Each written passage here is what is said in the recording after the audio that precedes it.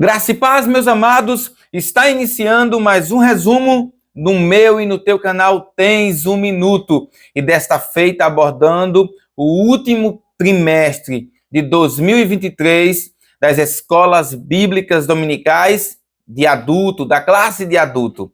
Meu querido, sem mais delonga, eu quero te apresentar o tema desta segunda lição. O tema é Missões Transculturais, a sua origem na natureza de Deus. Eu quero te fazer algumas perguntas. Você sabe o que é missões? Você sabe o significado? E missões transculturais? Você já ouviu falar? Você sabe o que é? Se alguém te perguntasse agora, você responderia com convicção? É sobre isso que nós iremos analisar, mas também analisar na perspectiva de que missões transculturais não é algo que nasceu no Novo Testamento, como muitas pessoas afirmam de forma errada. Não, missões transculturais têm desde o Antigo Testamento. Deus é o autor das missões transculturais. E nesta presente lição, você entenderá comigo como é que isso aconteceu. Sem mais delonga, roda a vinheta, porque depois dela tem muita coisa boa para eu e você aprendermos nessa segunda lição.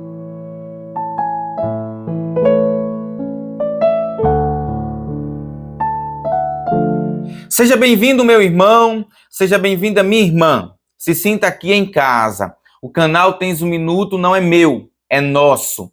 Você faz parte da história do canal Tens um Minuto e eu sou grato a Deus, sou muito grato a Deus por sua vida. Eu quero ler com você e para você o texto áureo e a verdade prática desta segunda lição. E o texto áureo se encontra em Gênesis, capítulo 17, e o versículo de número 4. Acompanhe comigo na tela esse texto. Quanto a mim, eis o meu concerto contigo e serás o pai de uma multidão de nações. A verdade prática nos diz, o amor de Deus é a verdadeira motivação do crente para realizar a obra missionária. Tendo lido para você o texto áureo e a verdade prática, eu quero continuar lendo para você agora a leitura bíblica em classe. E nós teremos dois textos no livro da Gênesis. O primeiro está em Gênesis, capítulo 12, do versículo 1 ao 3, e depois leremos capítulo 17, do verso 1 ao verso 8. Leremos a primeira parte agora. Acompanhe comigo aí na tela mais uma vez. Ora, o Senhor disse a Abrão, sai-te da tua terra e da tua parentela e da casa de teu pai, para a terra que eu te mostrarei. E far-te-ei uma grande nação, e abençoar-te-ei, e engrandecerei o teu nome, e tu serás uma bênção. E abençoarei os que te abençoarem, e amaldiçoarei os que te amaldiçoarem. E em ti serão benditas todas as famílias da terra. Leia comigo agora Gênesis, capítulo 17, do versículo 1 ao 8. Sendo, pois, Abrão, da idade de 99 anos, apareceu o Senhor a Abrão e disse-lhe, eu sou o Deus Todo-Poderoso, anda em minha presença e ser perfeito. E porei o meu concerto entre mim e te multiplicarei grandissimamente. Então caiu Abrão sobre o seu rosto, e falou Deus com ele, dizendo, quanto a mim, eis o meu concerto contigo e serás o pai de uma multidão de nações. E não se chamará mais o teu nome Abrão, mas Abraão será o teu nome, porque por pai de multidão de nações te tenho posto. E te farei frutificar grandissimamente, e de ti farei nações, e reis sairão de ti. E estabelecerei o meu concerto entre mim e ti, e a tua semente, depois de ti, em suas gerações, por concerto perpétuo, para a ti, por Deus e a tua semente depois de ti. E te darei a ti e a tua semente depois de ti, a terra de tuas peregrinações, toda a terra de Canaã em perpétua possessão, e ser-lhe-eis o seu Deus. Tendo lido para você, meu amado, A leitura bíblica em classe, eu quero lhe apresentar nesse momento a nossa palavra-chave. E a palavra-chave é transcultural. Veja o significado dessa palavra. Falar da palavra transcultural, no contexto a qual nós iremos analisar esta lição, eu quero definir algumas palavras. Por exemplo, o prefixo trans vem do latim no sentido de movimento para além de, através de. Então, quando estamos falando de trans, estamos falando de, no sentido de, movimento para além de e através de. Pois bem, tendo isso em mente, então nós entraremos no significado de forma mais abrangente. E o significado mais abrangente traz para nós o seguinte comentário. A palavra transcultural traz a ideia de um missionário que transpõe as barreiras da cultura de um povo ou civilização para apresentar o amor de Deus. Em linhas gerais, a missão transcultural é aquela missão que tira o missionário do seu país, do seu local de nascimento e de origem, para ele levar o evangelho para outras nações, outros povos, outras etnias. Esse é o significado básico desta palavra. Ao longo dessa lição, nós trataremos mais sobre esse termo, o que fará você entender de forma mais clara. Com isso, vamos para a nossa introdução e também os tópicos dessa lição. Meus amados irmãos, como eu tinha falado na introdução, é um prazer tê-los novamente aqui em mais esse trimestre para estudarmos juntos da Palavra de Deus. A priori, eu quero trazer algumas explicações para vocês. Vocês perceberam que no nosso canal teve um pré-review, ou seja, uma apresentação desta lição aqui, que é a última desse trimestre de 2023. No entanto, como os irmãos perceberam, não houve o comentário da primeira lição. E eu explico por quê. Semana passada foi uma semana de provas, foi uma semana de atividades na universidade, junto com as atividades do trabalho. Então, isso dificultou bastante para que eu montasse esta aula. Para que os irmãos tenham uma ideia, eu gravo aqui em torno de 40, 50 minutos, 1 hora de aula, para podermos enxutar, ajeitar e terminar em 30, 35, 40 minutos de vídeos editados, como os irmãos recebem aí. Tudo isso que os irmãos recebem já pronto, passa por todo um tratamento, seja de áudio, de visão, de tudo, para que o trabalho aqui seja realizado da melhor forma para os irmãos. E isso leva muito tempo. A edição é a parte mais difícil da gravação dessa aula, e o que leva de 2, 3, 4 horas a depender do vídeo. Por isso, meus irmãos, eu não tive a possibilidade de gravar. A única coisa que eu pude fazer foi fazer o material dos slides da aula, dessa primeira aula, que já está disponível para quem quiser, só é me procurar nas redes sociais, as quais estão aparecendo agora para vocês aí. Pois bem, por esse motivo, eu peço perdão aos amados, porque eu sei que muitos irmãos aguardaram a primeira lição. Essa primeira lição que tinha por título aqui, eu falo para você agora, é a grande comissão, um enfoque etnocêntrico. Se Deus assim permitir, logo mais, eu trarei um vídeo explicando sobre um pouco isso, mas eu sei que os irmãos puderam tirar suas dúvidas em sala de aula. Mais uma vez eu ressalto aqui, se você faz parte de campanhas evangelizadoras, se você gosta de evangelizar, esta lição aqui foi feita para você. Então você pode terminar esse ano aprendendo muito sobre missões, evangelismo. Então essa lição, essas aulas é para você. Por isso que eu digo, você, meu amado irmão e minha amada irmã que gosta de evangelizar, não perca as aulas da EBD desse trimestre na sua igreja. Não deixe de ir, porque eu tenho certeza que o seu professor vai estar lá estudando, se preparando para dar a melhor aula possível para você. No meu caso, como eu também sou professor, eu estudo, me dedico para dar uma aula. Isso aqui que eu apresento é apenas um resumo, porque não dá para falar tudo. A aula vem, como temos mais tempo, né? Uma maior oportunidade, nós conseguimos falar de forma mais ampla para os amados irmãos. Então, nunca substitua, escuta isso, nunca substitua uma aula, por mais boa que ela seja, aqui no YouTube, pela sua presença no domingo, no sábado, ou no dia que for aplicado a EBD na sua igreja, tá bom? Dito isso, meu amado irmão, eu preciso analisar com você o primeiro tópico dessa lição. E o primeiro tópico diz a seguinte coisa: a natureza missionária de Deus. E está dividido em 3 subtópicos, a saber, primeiro, a natureza missionária de Deus no chamado de Abrão. Segundo, a missão como atividade de Deus no mundo.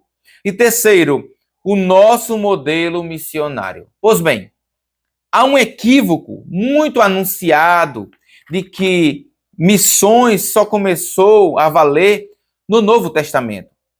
Como desse a entender que Deus não se preocupou, no caso de missões, e nesse contexto nosso, missões transculturais, desde o primórdio. Não, isso foi uma preocupação de Deus apenas no Novo Testamento. E quem pensa dessa forma, pensa errado, porque você analisará comigo nesta presente lição que missões transculturais está desde os primórdios, desde o começo, quando os primeiros escritos foi ali colocado no que nós conhecemos como a Bíblia hoje. Meu amado irmão, tendo em mente, eu tenho certeza que você gravou isso, missões transculturais, fala de missões, eu vou ser bem claro para vocês aqui, no resto do mundo, saindo do teu país de origem para o resto do mundo. É como se eu estivesse no Brasil e fosse anunciar o Evangelho de Cristo para o resto do mundo. Você percebe comigo que em Atos, capítulo 1, versículo 9, Jesus vai falar assim, né? Ó, vocês devem anunciar o Evangelho, aqui parafraseando, ele falando para os discípulos, em Jerusalém, na Judéia, em Samaria e até os confins da terra. Missões transculturais é bem representada por essa frase, até os confins da terra. Ou seja, aonde tiver uma pessoa que ainda não ouviu o Evangelho, é incumbência, responsabilidade da Igreja de Cristo levar essa palavra. Quando nós analisamos esse primeiro tópico, o autor da revista vai nos deixar claro que é através do chamado da vida de Abrão, que no começo é Abrão e depois vai mudar o seu nome, Deus muda o seu nome para Abraão. Então, é através do chamado de Abrão que nós vemos a primeira ação de Deus na Bíblia com relação a missões transculturais. Você sabe que Deus disse assim, Abrão, sai da tua terra, do meio da tua parentela, para uma terra que eu te mostrarei. Você sabe que Abraão sai por obediência e por fé. Não é à toa que ele é o pai da fé. Ele não sabia para onde ia. Ele não sabia o que lhe ia acontecer no meio do caminho, do percurso até lá. De uma coisa certa, ele confiou naquele que o chamou. E foi através dessa confiança, dessa fé no Deus que lhe convidou para essa empreitada que existe a nação de Israel hoje. E é interessante ressaltar que Deus vai falar para ele em Gênesis capítulo 12 e o versículo 3, olha, e abençoarei os que te abençoarem, e amaldiçoarei os que te amaldiçoarem, e em ti, Abrão, serão benditas todas as famílias da terra. Você vê que o chamado de Deus não é um chamado apenas para a família de Abraão, mas que através de Abraão, ou de Abrão naquele momento, todas as famílias da terra seriam abençoadas. Quando nós olhamos para essa frase, esse versículo do capítulo 12, versículo 3, já fica claro, a salvação é para todos, né? É por isso que João 3,16 que diz que Deus amou o mundo de tal maneira. Você percebe que desde o começo, lá na Gênesis, Deus já apontava para uma salvação para todos. E Abrão aqui, como esse representante, que através dele todas as famílias seriam abençoadas, e é através da linhagem de Abrão, ou Abraão, que nasce Jesus, que através dele vem a salvação para todo aquele que nele crê. Nós não somos judeus, nem nascemos em Israel, mas hoje fazemos parte dessa família, dessa graça maravilhosa, fomos alcançados por meio de Cristo. De onde? Que lá no primórdio Deus fez a promessa a Abrão, que ele seria um pai de uma grande nação, ou de grande nação, ou que através dele todas as nações seriam abençoadas. Que isso fique bem claro na sua mente, meu amado, que me escuta nesse momento. Então, quando nós olhamos para esse texto, a priori entendemos que Deus já olhava não apenas para um povo. É claro que Deus escolheu a nação de Israel para ser o seu povo de forma ali, ó, querida, que ele ia cuidar, que ele ia honrar, que ele ia guardar, que ele ia proteger. Deus escolheu Israel com um propósito, para que Israel fosse exemplo para as demais nações, que através de Israel o mundo visse Deus. Mas isso não aconteceu na prática. Hoje, eu e você podemos dizer que somos o Israel de Deus no que tange ao quê? A sermos esse representante legal de Deus aqui na Terra. Quando o mundo olha para mim e para você, é da nossa responsabilidade que o mundo, quando nos observe, veja Deus na nossa vida. Cada fala, cada passo, cada movimento, cada agir nosso, seja para a honra e glória do Senhor. Como o apóstolo Paulo já mencionou, né? Que comamos, que bebamos, que façamos tudo para a honra e glória do Senhor. Então, perceba isso. Assim como a nação de Israel foi escolhida lá no começo, para ser a representante legal dele aqui na terra, caso que não aconteceu, porque o povo de Israel desobedeceu, o povo de Israel foi cativo, né? Você percebe que o grande cativeiro ali, veja que coisa interessante. Deus chama Abrão, né? Depois eles vão para o Egito, entra 70 pessoas lá. De 70 vai se tornando milhares de milhares. O povo cresce assustadoramente no Egito, se torna milhares. E então o povo se torna cativo. Mas você percebe o amor de Deus naquele momento. Deus indo lá resgatar o povo do Egito. Levantando Moisés como esse representante e tirando o povo e guiando eles naquele deserto à terra prometida. Do mesmo modo, se aplica para Cristo, que veio a esse mundo para nos resgatar do Egito, desse Egito que se chama o mundo, e nos conduzir à terra prometida, ou seja, para o céu de glória. Que coisa maravilhosa, né? Tudo apontava para a obra redentora de Cristo. Mais uma vez, nós vemos também a obra redentora de Cristo no Antigo Testamento, quando Deus, por desobediência, apostasia do povo de Israel, Deus manda o povo para o exílio babilônico por 70 anos. Mas mesmo eles estando lá no exílio babilônico, Deus cuida, protege deles e faz uma promessa maravilhosa que iria resgatá-los. Isso acontece. Deus resgata, tira eles do cativeiro, traz ele de volta para sua casa, eles reconstroem o templo, os muros. Então, Deus é poderoso e, mais uma vez, Deus promove outro resgate para a nação de Israel. Mais uma vez, mostrando aqui e concluindo já esse primeiro tópico de que missões transculturais não é algo apenas do Novo Testamento, mas desde o Antigo Testamento, e um exemplo claro fica na vida de Abrão. Com isso, vamos para o segundo tópico. Meus amados irmãos, antes de iniciarmos o nosso segundo tópico, eu quero te fazer um convite maravilhoso.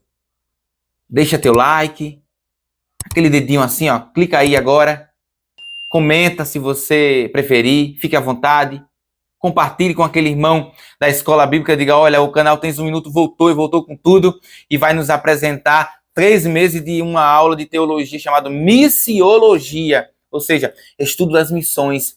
Convida teu irmão e tua irmã para fazer parte destes estudos conosco. Você é esse porta-voz de Deus e eu tenho certeza que você vai fazer essa obra junto comigo. Outro ponto, se você é novo no nosso canal, aproveita para ativar o sininho, também se inscrever, para receber as notificações diárias quando esses vídeos forem lançados. Não fique de fora, mas se intere de tudo que o canal Tens um Minuto está publicando, porque é bênção nas nossas vidas. Meu querido e amado irmão, o nosso segundo tópico tem por título Amor de Deus, o princípio fundamental da história da redenção. Está dividido também em 3 subtópicos. O primeiro, o amor de Deus. Segundo, a redenção no Antigo Testamento. E terceiro, a redenção no Novo Testamento. Pois bem, antes de falar de amor, eu preciso voltar para você naquele assunto que eu concluí do primeiro tópico. Qual é esse assunto, Daniel? A desobediência do povo de Israel. Como eu falei para você no primeiro tópico, o povo de Israel tinha sido escolhido por Deus para uma finalidade. Mas eles preferiram desobedecer. E eu quero ressaltar para você alguns pontos que o autor da lição aqui destaca, que foram fundamentais nesse processo de desvirtuamento, distanciamento de Deus. O primeiro ponto que eu destaco para você é o seguinte: eles ficaram mais preocupados em serem abençoados, pensando em si mesmos, do que em ser abençoadores. Ora, se Deus escolheu eles para serem um representante legal dele aqui na Terra, para ser um espelho para as demais nações, eles não fizeram, pelo contrário, eles olharam para o seu umbigo, para si mesmo, o egocentrismo. E nesse egocentrismo, eles se perderam e se distanciaram de Deus. O segundo ponto que eu destaco é que eles confundiram eleição com elitismo. Isto é, pensaram que Deus estava somente preocupado com eles. Ou seja, Deus me escolheu, eu sou a nação eleita dele. Ele está preocupado só comigo. E o resto das nações, aqui parafraseando, que se explodam. Mas não era isso, porque você viu que Deus falou que em Abraão seriam benditas todas as famílias, todas as nações. Mas fugindo do propósito original de Deus, eles pensavam de forma errada. Terceiro ponto que eu destaco para você é o etnocentrismo. O que é isso, Otoniel? Era que o povo de Israel pensou que a sua cultura era melhor que a dos demais, causando-lhes uma profunda cegueira racial e espiritual. Isso é um problema até hoje, porque a nação de Israel é uma nação racista.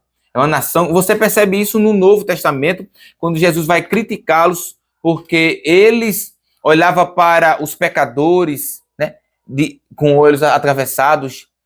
Eles olhavam para o samaritano e tinham o samaritano como pessoas pecadores que já estavam destinados ao inferno. Você percebe que Pedro também era uma pessoa que se comportava de forma racista, de forma preconceituosa. Teve um momento que Paulo teve que confrontá-lo acerca do comportamento diferenciado que ele fazia entre os judeus e aqueles que não eram judeus.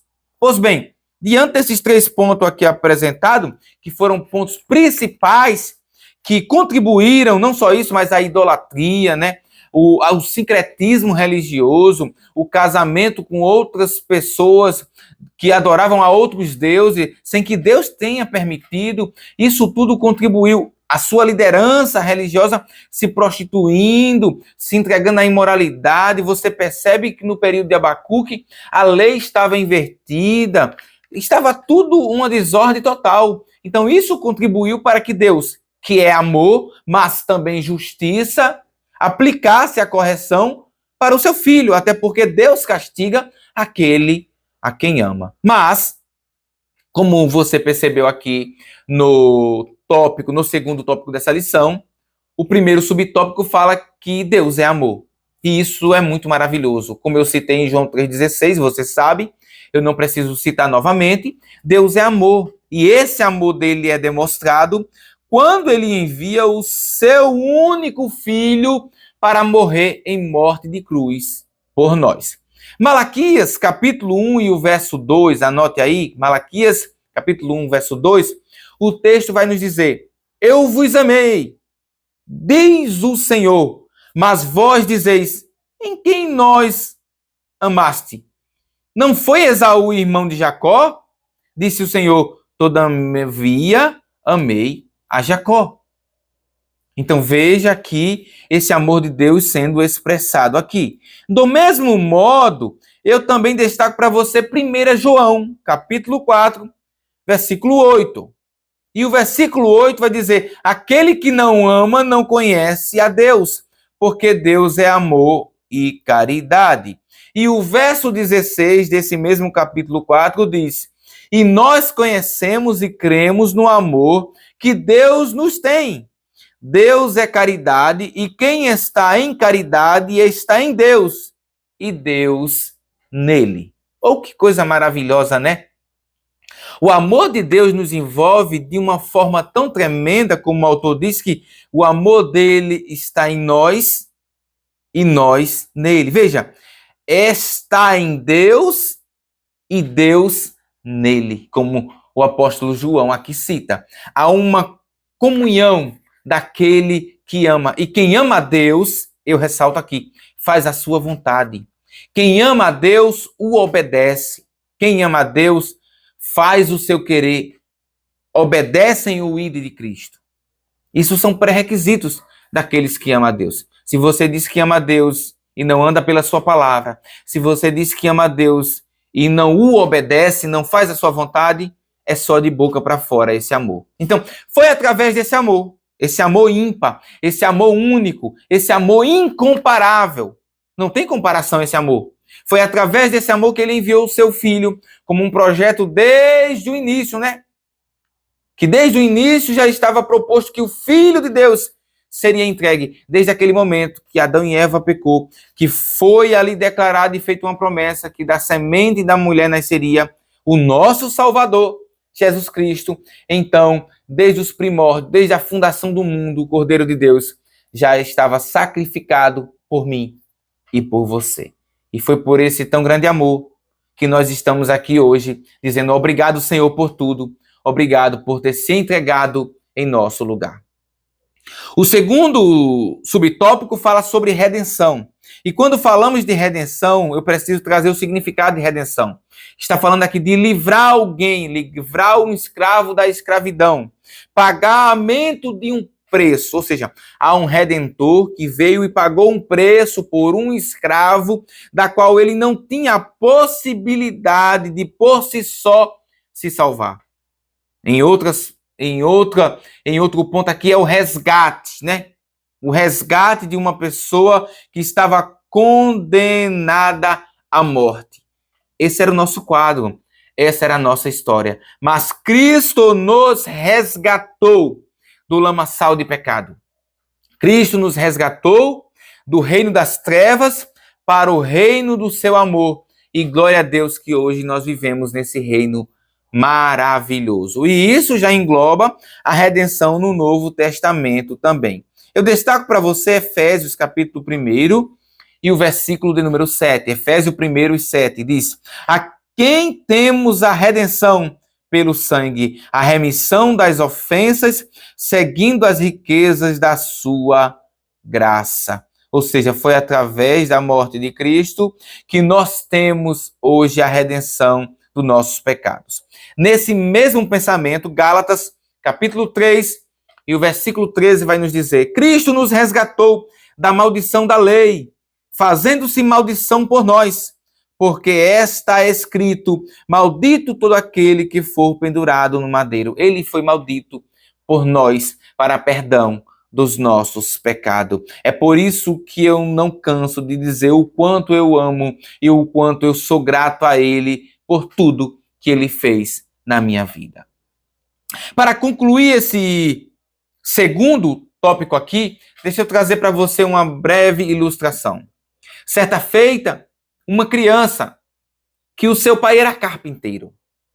Essa criança, certo dia, ele resolve fazer para ele um barquinho. Um barquinho. Então, ali pegando as madeiras que sobrava da marcenaria do seu pai, ele vai fazendo com as suas próprias mãos, moldando, organizando do jeito que ele quer e pinta aquele barquinho fica lindo. Ao fundo da sua casa passa um riacho. E então, todo final de tarde, quando ele voltava da aula, ele colocava o seu barquinho e acompanhando ele ali, descendo, corria, pegava o barquinho e voltava novamente. Era o seu brinquedo predileto, era o que ele mais amava porque ele fez com suas próprias mãos. Pois bem, certo dia ele coloca o seu barquinho e o seu barquinho vai embora, foge e ele não o mais vê. Ele fica triste, abatido por ter perdido a obra de suas mãos, o seu barquinho. Na semana, no final de semana, como é padrão, que sempre há as feiras, seu pai, sua mãe, leva para a feira. E quando ele passa no caminho de ir para a feira, comprar os mantimentos, ele encontra na sua loja, em uma loja, pendurado na vitrine, o barco. Então ele olha e reconhece na hora e diz: aquele é o meu barquinho. Então ele entra, disse para o proprietário daquela loja: eu sou o dono daquele barquinho, aquele barquinho é meu. E o dono daquela loja disse: se você quiser o barquinho, você terá que pagar o preço por aquele barquinho. Naquele momento ele não tinha a possibilidade de pagar o barquinho. Mas ele foi para casa, juntou todos os recursos que ele tinha. E no momento certo e na hora exata ele voltou com o seu pai. Chegou naquela loja, pagou o preço devido por aquele barquinho. pegou aquele barquinho nas suas mãos, deu um abraço bem forte e disse: barquinho, você é meu 2 vezes.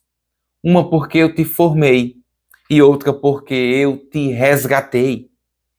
Essa é a história das nossas vidas. Cristo nos formou, mas em um dado momento nós fugimos da sua presença e começamos a fazer o que nós bem queríamos.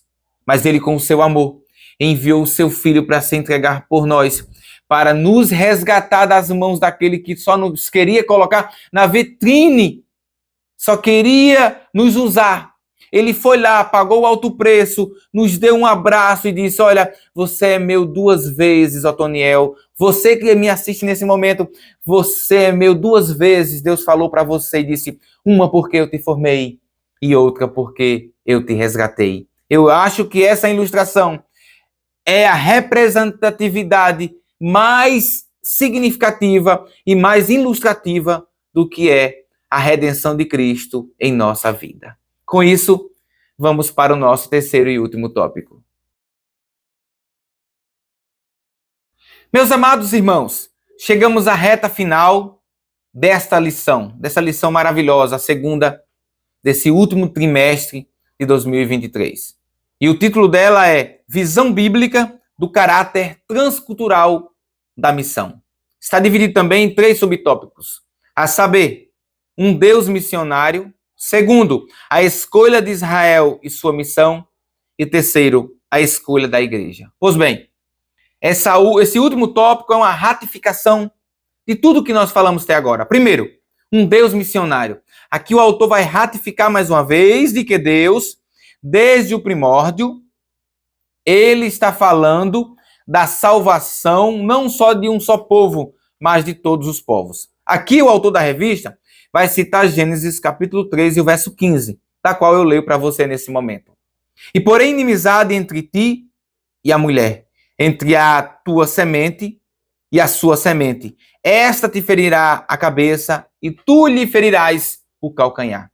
Isso aí está apontando a promessa para a vinda do Filho de Deus. Também eu cito para você Gênesis capítulo 6 e o versículo de número 13. O texto diz: então disse Deus a Noé: o fim de toda a carne é vindo perante a minha face, porque a terra está cheia de violência, e eis que os desfarei com a terra. Isso aqui está falando do dilúvio, aquele período em que as nações estavam vivendo em uma deploração total do pecado. E Deus então veio e castigou, mas salvou mais uma vez a Noé para que as nações futuras pudessem continuar a sobreviver na terra até a vinda do seu filho. Por quê? A vinda do Filho de Deus estava de pé.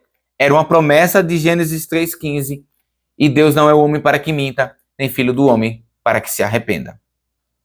Meu querido irmão, a escolha de Israel em sua missão, eu já falei para vocês. Deus escolheu Israel para ser um padrão para as demais nações, mas então eles não assim o fizeram. Gênesis capítulo 17, o verso 8, o texto vai dizer: e te darei a ti e a tua semente, depois de ti, a terra de tuas peregrinações, toda a terra de Canaã em perpétua possessão, e ser-lhe-eis o seu Deus. Então, um dos propósitos fundamentais, ou o mais fundamental, é que Deus exigiu do povo de Israel ser o único Deus deles, a quem eles deveriam adorar unicamente, coisa que não aconteceu. Quando eles chegam na Terra Prometida, eles começam a ver um sincretismo religioso. Você percebe que Josué, no finalzinho do seu livro, ele já está reclamando porque o povo estava apostatando da fé. Então Josué convida todo o povo e diz: olha, se vocês, aqui parafraseando para ficar fácil para você, se você quiser servir a outro Deus, ele diz: olha, se você quiser servir aos deuses que estão no Egito, que nem serviu os vossos pais, vocês podem servir. Se vocês quiserem servir ao Deus dos amorreus, em cuja terra estais, vocês podem servir. Só sei de uma coisa: eu e a minha casa serviremos ao Senhor. O que é que isso nos mostra? Que o povo de Israel, nesse período, já estava vivendo um período de apostasia, destoando daquilo que Deus estabeleceu para eles, que Deus seria o único Deus deles, para que eles assim o seguissem. Isso vai acontecer durante os juízes, isso vai acontecer durante o período dos reis, isso vai acontecer até o exílio babilônico. O povo de Israel pecando no mesmo quesito. A escolha da igreja é o último subtópico dessa lição. Pois bem, hoje é de responsabilidade da igreja levar o evangelho de Cristo. Assim como Israel foi escolhido para levar o ID do Senhor, nós recebemos, não só os discípulos de Cristo, mas nós recebemos essa incumbência e também Deus nos deu a autoridade para levar o seu evangelho. E para que isso acontecesse, ele derramou o seu Espírito Santo, que hoje habita em nós, nos capacita, nos direciona para essa tão grande e maravilhosa obra.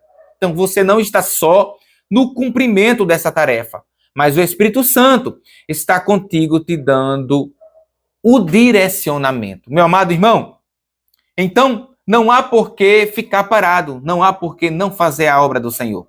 Essa lição vem nos trazer a memória e vem nos despertar. É hora de fazer a obra do Senhor. Se você não está fazendo, desperte. Se você está fazendo, continue a fazer. Se você nunca pensou em fazer, é hora de você rever os seus posicionamentos. Porque discípulo de Cristo, verdadeiro cristão, ele precisa fazer a obra do Senhor. O que é o evangelismo? Eu sempre digo isso. É um mendigo dizendo a outro mendigo aonde tem pão, aonde ele deve se alimentar. O que é evangelismo ainda, Otoniel? O evangelismo é como um dia foi pintado em um quadro. Estava ali um navio em uma grande multidão. Várias pessoas naquele navio. E esse navio, com outros navios, estava passando por uma tempestade. Então, o navio, em meio àquela tempestade, encontrou uma rocha. E então eles se agarraram naquela rocha e ficaram seguros. Enquanto os demais navios estavam a ser sucumbidos pelas ondas severas. Então o autor retratou que isso era o evangelismo. O que era o evangelismo? Ele desenhou nesse quadro que o evangelismo seria você estar num mar bravio, sem o controle, e encontrar uma rocha, essa rocha que é Cristo, e você se segurar. Depois ele olhou e disse assim, o evangelismo não é só isso. Está faltando algo. E ele redesenhou, ele pintou novamente o quadro e redesenhou a história. Então, ao pintar novamente o quadro, ele pinta o quadro com a mesma tempestade, os mesmos navios, e agora uma parte daqueles que encontrou a rocha estavam todos agarrados, presos à rocha, mas com uma mão presa na rocha e com a outra mão estendida para segurar aquelas outras pessoas que estavam nos demais barcos. O que isso significa? Que o evangelismo é eu estar hoje na rocha inabalável que é Cristo e estender a mão para aquele que não está ainda e chamá-lo para vir para essa rocha que é Cristo. Veja, aquele que levantou a mão para aceitar a Cristo, uma vez, ele precisa baixar a mão para estender para aquele que é necessitado e que precisa de ajuda. Isso sim é missões, isso sim é evangelismo. Forte abraço e até a nossa próxima lição. Que Deus assim vos abençoe.